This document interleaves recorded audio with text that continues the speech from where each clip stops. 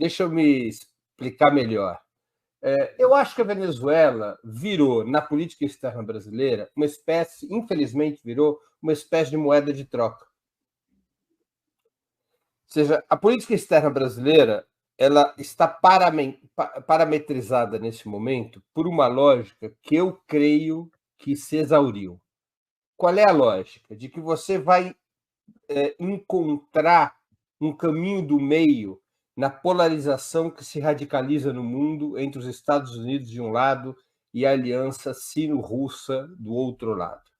A política brasileira, denominada não alinhamento ativo, ela busca estabelecer relações com ambos blocos, sem uma clara definição de aliança, portanto, não alinhada, e cavando uma relação privilegiada com determinados governos europeus, especialmente a França e a Alemanha, e também com os democratas nos Estados Unidos.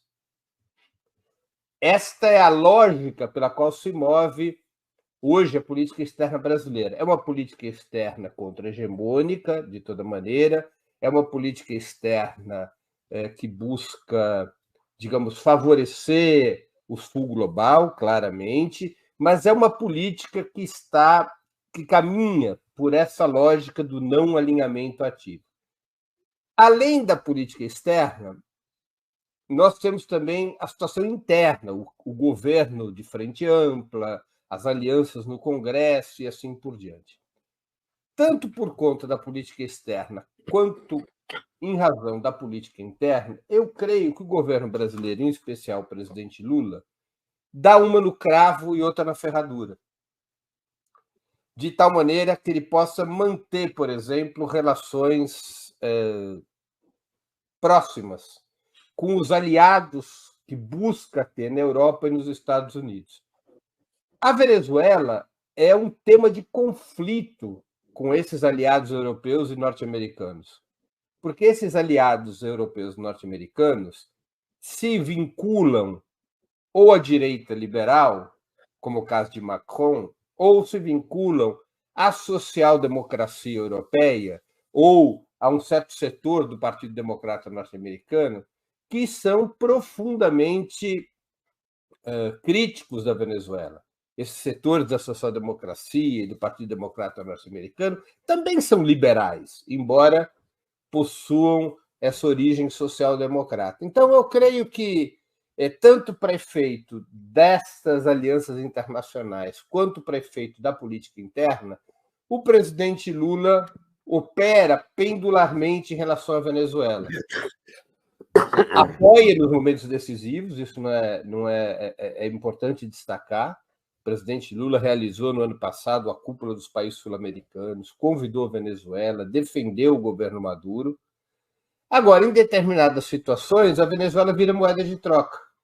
Ou seja, é o momento em que o presidente Lula passa no final uma piscadinha, um flerte com esses setores liberais, dizendo: nós apoiamos o Maduro por conta da integração latino-americana, pelo defesa da autodeterminação, mas nós não somos como ele, nós somos diferentes dele. Nós, em relação ao tema das liberdades, nós estamos mais com vocês do que com ele.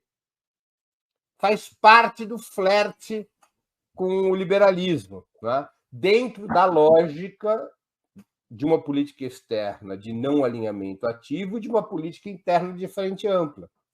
Eu não tenho nenhuma dúvida, pelo que conheço do nosso presidente, e eu o conheço há muitas décadas, eu não tenho nenhuma dúvida sobre qual é a sua posição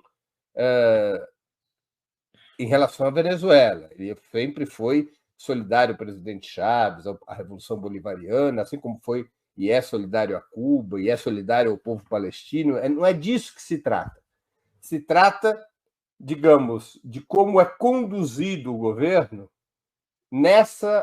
diante dessas duas políticas escolhidas pelo presidente. Não alinhamento ativo, a busca de um caminho do meio na polarização, e a política de frente ampla interna. Então, isso condiciona a postura do governo e a postura do presidente Lula.